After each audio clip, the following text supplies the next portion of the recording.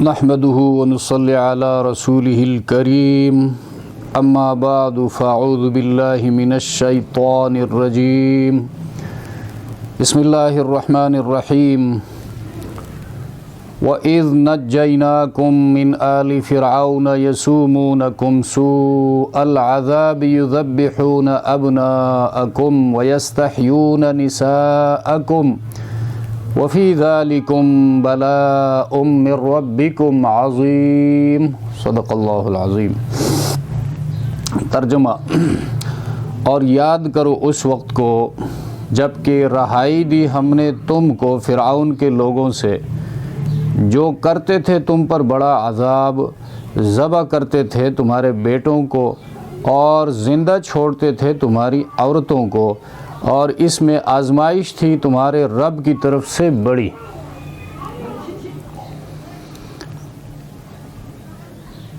ترجمہ اور تفسیر کے حوالے سے سورۃ البقرہ آیت نمبر 49 کا مطالعہ کر رہے ہیں۔ ابتدائے رکوع سے بنی اسرائیل پر اللہ تبارک و تعالیٰ کی نعمتوں کا ذکر ہو رہا ہے، اور بنی اسرائیل کو اللہ نے جن وجوہات کی وجہ سے فضیلت بخشی ان کا بیان ہو رہا ہے، اور ان سب سے مقصود یہ ہے کہ اللہ کے بندے اپنے محسن کو نہ بھولے، اپنے منعم کو یاد رکھے، نعمتوں کی نسبت اس کی طرف کرے اور اللہ کی بندگی بجا لائے۔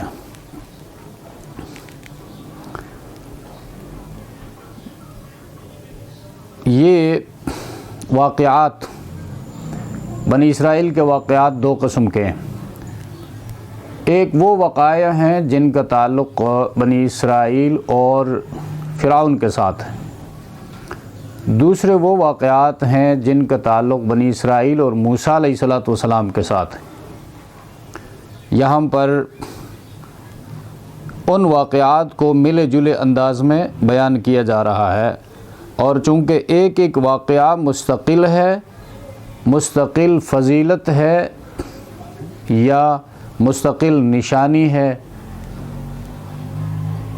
مستقل انعام ہے اللہ کا، اس لیے اس کو مستقل طور پر بیان کر رہا ہے۔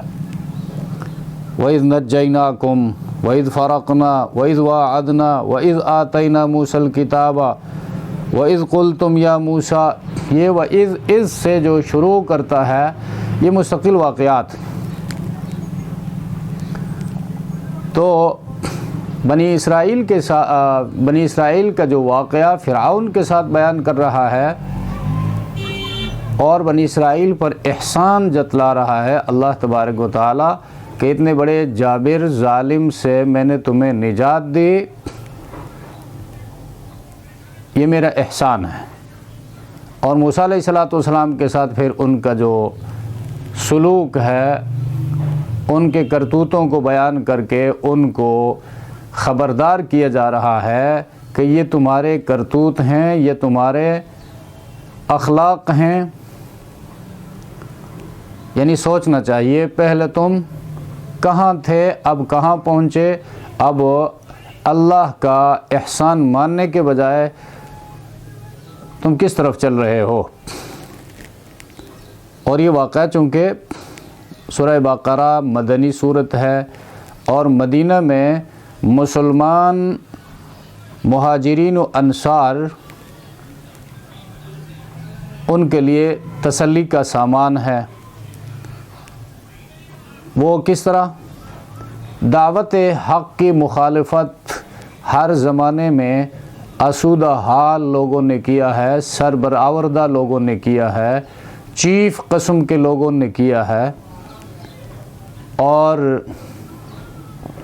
جن کے پاس دنیاوی ساز و سامان تھا، دنیا کی زندگی عیش و عشرت سے بسر ہو رہی تھی، ان لوگوں نے اللہ کے دین کا، اللہ کے پیغمبر کا مقابلہ کیا ہے، جس طرح اس زمانے میں فرعون نے موسیٰ علیہ السلام کا مقابلہ کیا اور دین حق کا مقابلہ کیا، اور مسلمانوں کے لیے پھر یہ سبق اس میں ہے کہ نئی ہدایت یافتہ جماعت ان کو کن کن مشکلات سے گزرنا پڑتی ہے۔ قرآن کی روشنی میں وہ اپنی سٹیٹس کا، اپنی حالت کا جائزہ لے سکتے ہیں، اور وہ ابتدائی جماعت ان سے کس کس قسم کی غلطیاں ہو سکتی ہیں، کون کون سی لغزشیں ممکن ہیں، تاکہ دعوت حق کے مسافر اپنی نگہداشت کر سکے۔ تو یہاں پر بنی اسرائیل پر کیے جانے والے انعامات کا تذکرہ۔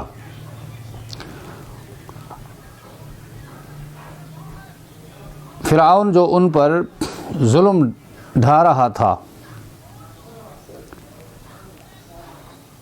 اس کا جو پس منظر ہے طبرانی نے ابن عباس رضی اللہ تعالیٰ عنہما کی سند سے نقل کیا ہے کہ فرعون نے اپنے کارندوں کو، اپنے پارلیمنٹ کے ممبروں کو بلا کر ان کے سامنے یہ بات رکھی کہ دیکھو، ابراہیم اور ان کی اولاد سے اللہ نے وعدہ کیا ہے کہ ان کو بادشاہت عطا کرے گا، ان میں انبیاء بھیجے گا، لہٰذا یہ ہمارے لیے مسئلہ پیدا کریں گے۔ اس کا حل یہ ہے کہ بنی اسرائیل میں جو بھی بچہ پیدا ہو جائے اس کو ذبح کیا جائے۔ اس کے لیے ابتدا میں اس نے اپنی قومیت میں عورتوں کو بحیثیت داعیہ کہ عورتوں کا، بنی اسرائیل کی عورتوں کا جائزہ لو، اور جو عورت بھی امید سے ہو اور بچہ جننے کا وقت ہو تم وہاں حاضر ہو جاؤ، اور نرینہ اولاد ہو تو اس کو ذبح کرو۔ لیکن فرعونی عورتیں جو تھیں انہوں نے یہ کہہ کر انکار کیا، بات کو ٹال دی کہ اسرائیل کی عورتیں سپاہیانہ زندگی گزارنے والی عورتیں ہیں، ان کو کسی داعی کی ضرورت نہیں ہوتی ہے، وہ اپنے گھروں میں ہی بچوں کو جنم دیتی ہیں۔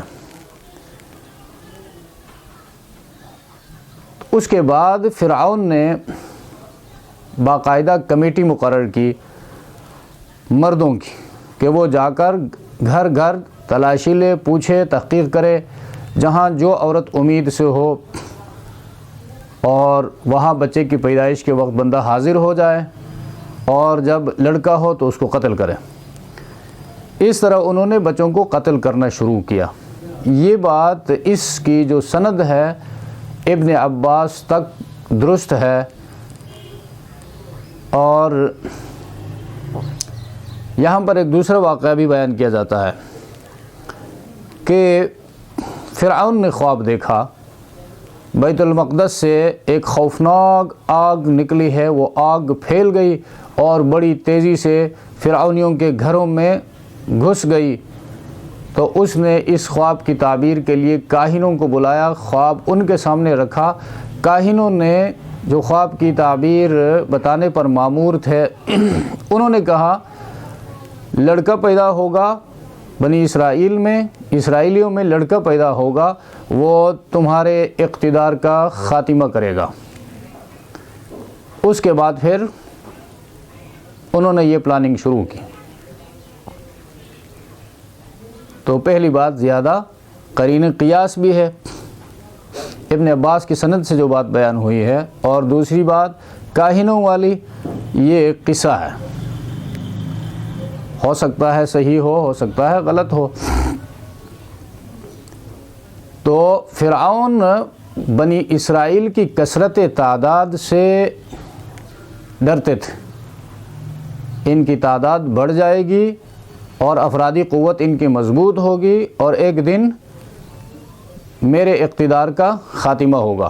جس طرح آج کل مغرب اس بات سے خائف ہے کہ مسلمانوں کی تعداد روز بروز بڑھ رہی ہے، تو تو وہ مختلف بہانوں سے اس کے لیے پیسے ریلیز کرتا ہے، NGOs تشکیل دیتا ہے، بہبود آبادی کا بہانہ بنا کر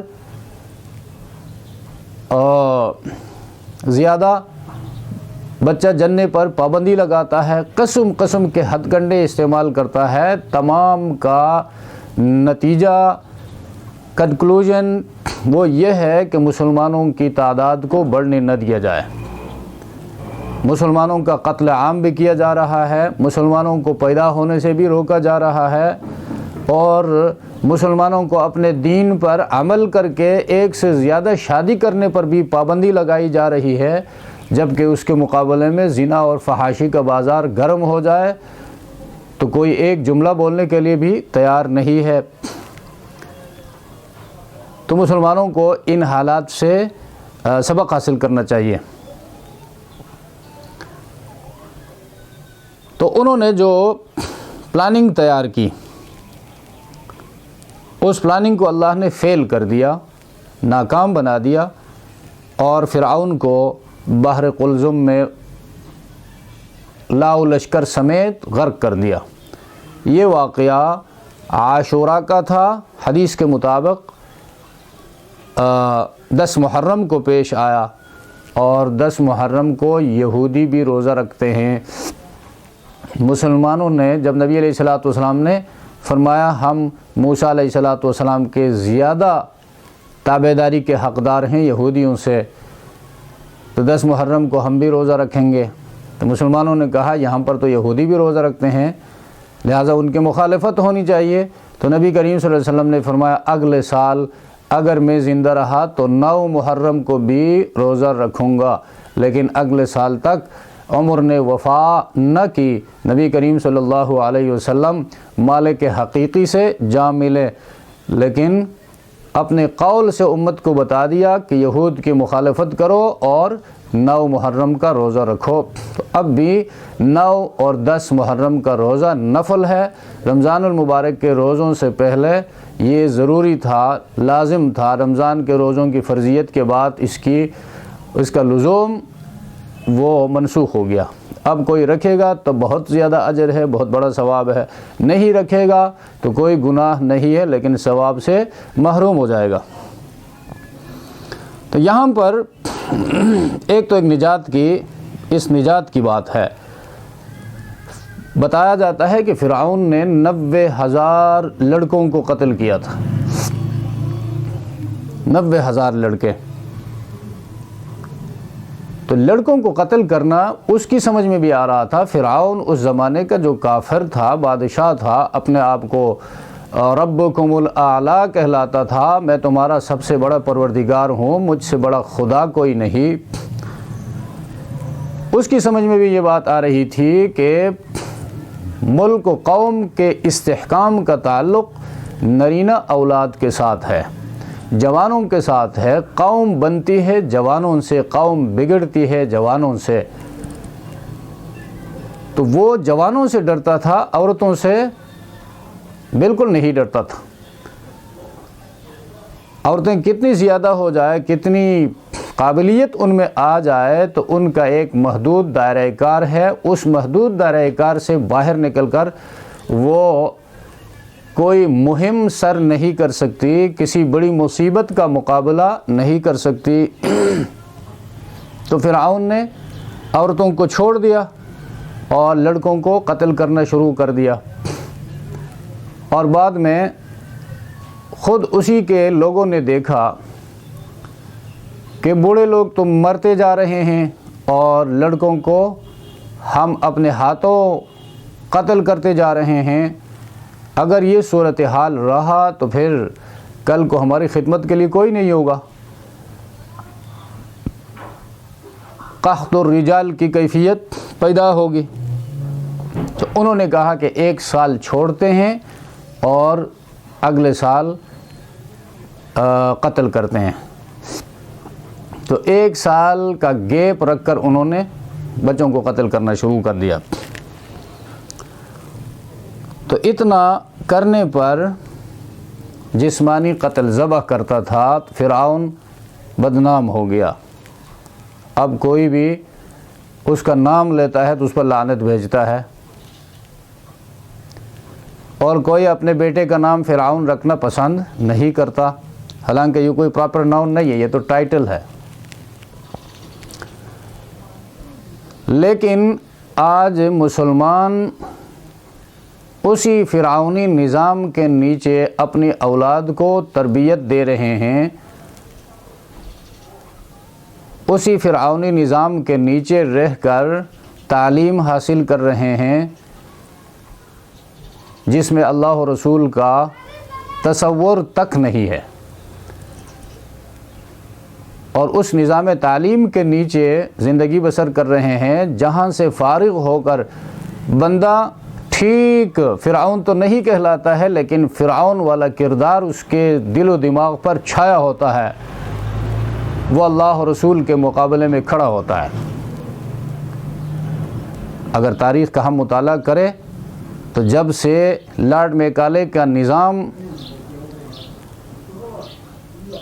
برصغیر پاک و ہند میں رائج ہوا، اس وقت سے کتنے کیسز آئے، منکرین حدیث اس وقت سے پیدا ہوئے، اور نبوت کے دعوے دار اس وقت سے پیدا ہوئے، دین کے مخالفین انہی اداروں سے پیدا ہوئے۔ سلمان رشدی سیٹانک ورسز لکھنے والا انہی اداروں کا پیداوار تھا،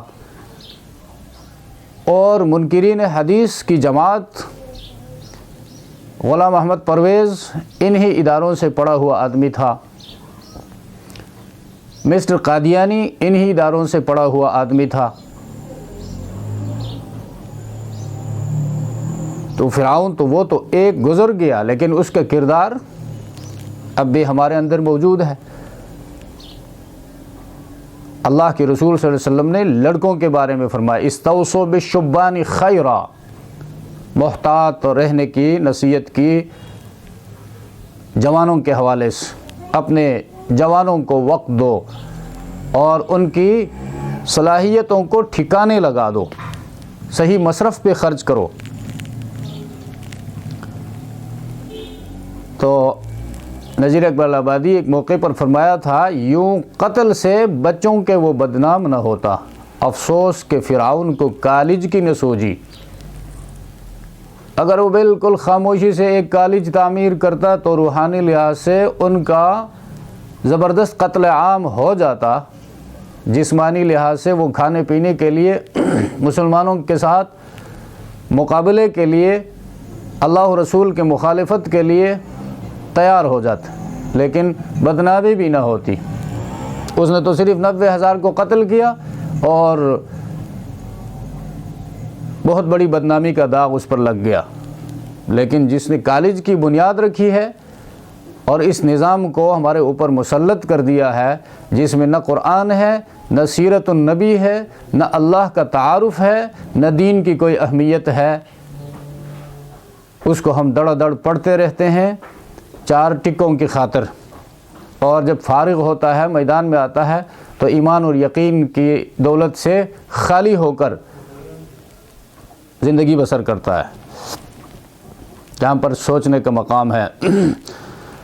تو اس واقعے کو یاد دلایا جا رہا ہے، وَإِذْ نَجَّيْنَاكُمْ مِنْ آلِ فِرْعَوْنَ، اور یاد کرو اس وقت کو جب کہ رہائی دی، نجینا نجات دی ہم نے تمہیں، بچایا ہم نے تمہیں، من آل فرعون، فرعون کے لوگوں سے، آل فرعون، فرعون والوں سے۔ یہ آل اور اہل ایک ہی معنی دیتے ہیں، دونوں کی تصغیر جو ہے وہ اہیل آتی ہے۔ آل جو اشراف قسم کے لوگ ہوتے ہیں، دنیاوی حوالے سے، دینی حوالے سے معزز قسم کے لوگ، ان کے لیے آل استعمال ہوتا ہے۔ آل فرعون چونکہ اقتدار والا تھا، حاکم تھا، اور آل رسول دینی تقدس حاصل تھا، اور اہل جو ہے وہ عام ہے، پھر دونوں کے لیے استعمال ہوتا ہے۔ یا اہل یثرب لا مقام لکم، اے مدینہ والو، اہل یثرب۔ اور متعلقین جو ہوتے ہیں، کسی پیر کے مرید ہوتے ہیں، کسی استاذ کے شاگرد ہوتے ہیں، ان کے لیے بھی آل لفظ استعمال ہوتا ہے۔ اس کی وجہ یہ ہے، یہ آل یا اولو کا معنی ہے رجع، رجوع کرنا، لوٹنا۔ تو چھوٹے جو ہوتے ہیں مریدین اپنے پیر، اپنے شیخ کی طرف رجوع کرتے ہیں اپنی اصلاح کے لیے، بچے اپنے والدین کی طرف رجوع کرتے ہیں اپنی ضروریات پوری کرنے کے لیے، تو چھوٹے جو ہیں وہ بڑوں کی طرف رجوع کرتے ہیں، شاگرد اساتذہ کی طرف رجوع کرتے ہیں اپنے مسائل حل کرنے کے لیے، اس لیے ان سب کے لیے آل لفظ استعمال ہوتا ہے۔ تو یہاں پر آل فرعون، فرعون کے لوگوں، تو فرعون اس کا مقصد یہ ہے کہ حکمران اور اس کے رعایا ماتحت جو تھے، وزراء جو تھے، وہ سب ظالم تھے۔ آل فرعون، فرعون خود بھی اور اس کے کارندے بھی، اس کے وزراء بھی، اس کے پارلیمنٹیرینز بھی۔ تو یہ فرعون جو ہے یہ لقب ہے، لقب، جس طرح فرعون ہے، جس طرح قیصر ہے، کسریٰ ہے۔ کسریٰ فارس، ایران کے بادشاہوں کا لقب کسریٰ ہوتا تھا۔ یہ کسی ایک آدمی کا نام نہیں ہے، پراپر ناؤن نہیں ہے، بلکہ ٹائٹل ہے۔ اس طرح قیصر روم کے بادشاہوں کا لقب تھا، نام نہیں تھا۔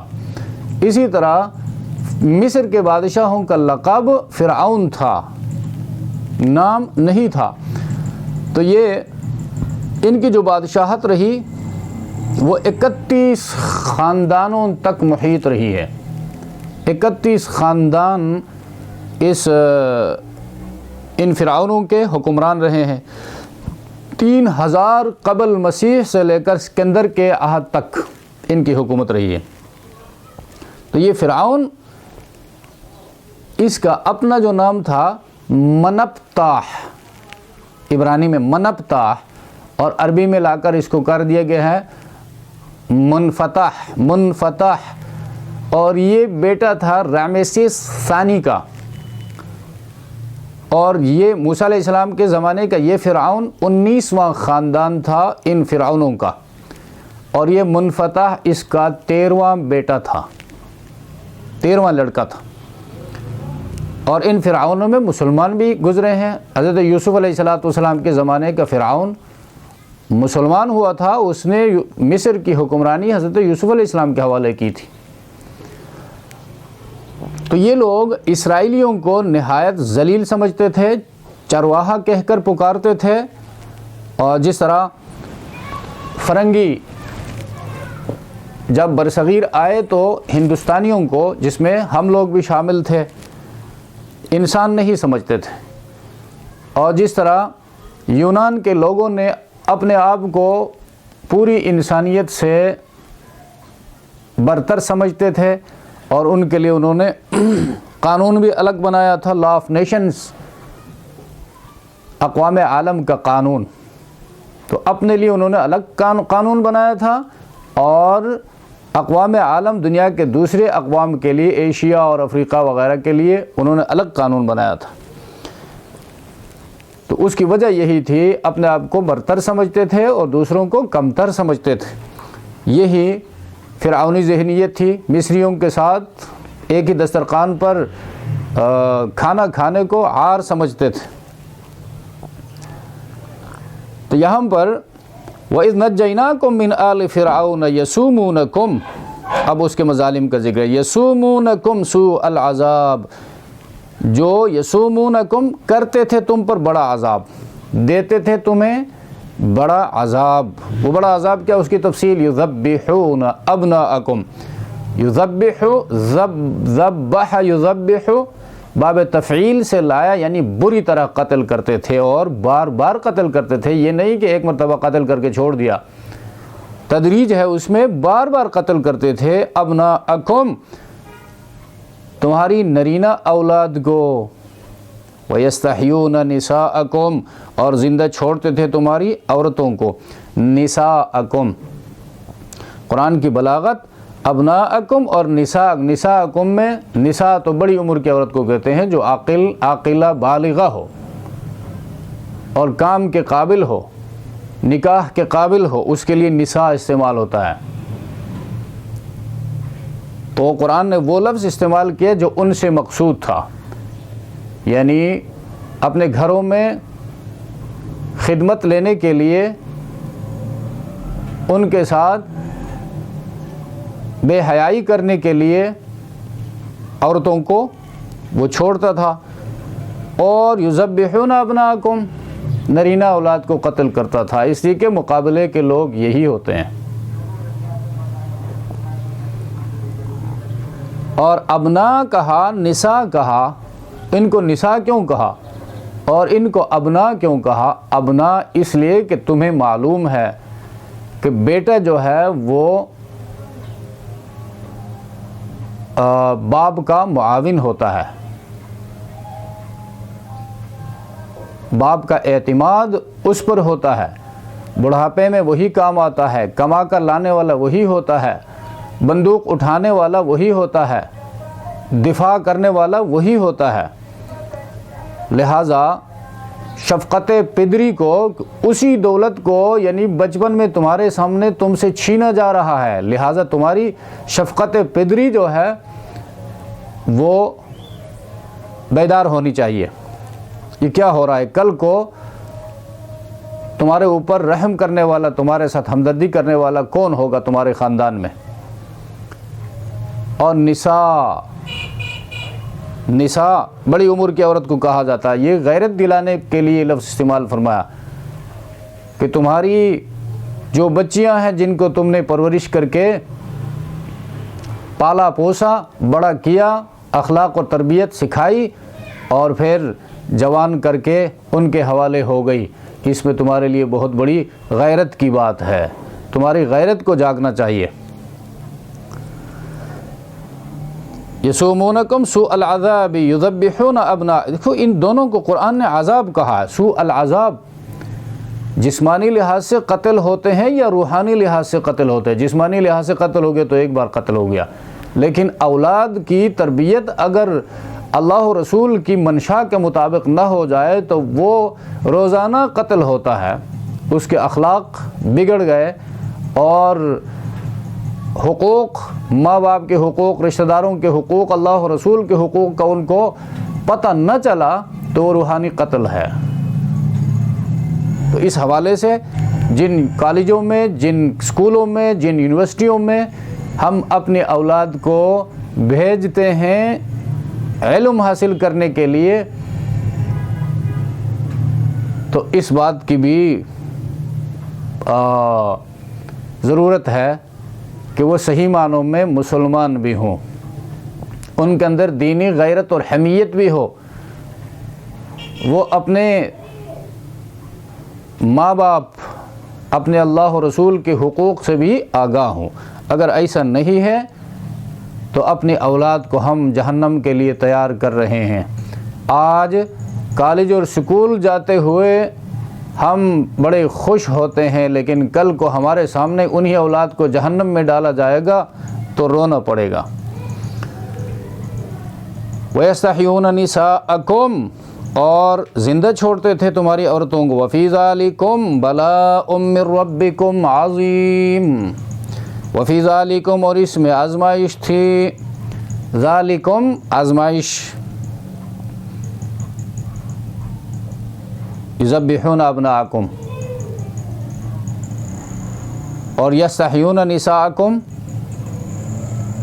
اس میں آزمائش تھی، اور اوپر جو کہا نجیناکم، تمہیں نجات دی، اس میں انعام تھا، تو ان دونوں کو ملا کر آزمائش کہا۔ من ربکم عظیم، تمہارے رب کی طرف سے بہت بڑی، کہ تم حرکت کرتے ہو یا نہیں، اللہ کی فرمانبرداری کرتے ہو یا نہیں۔ آزمائش اس حوالے سے ہے۔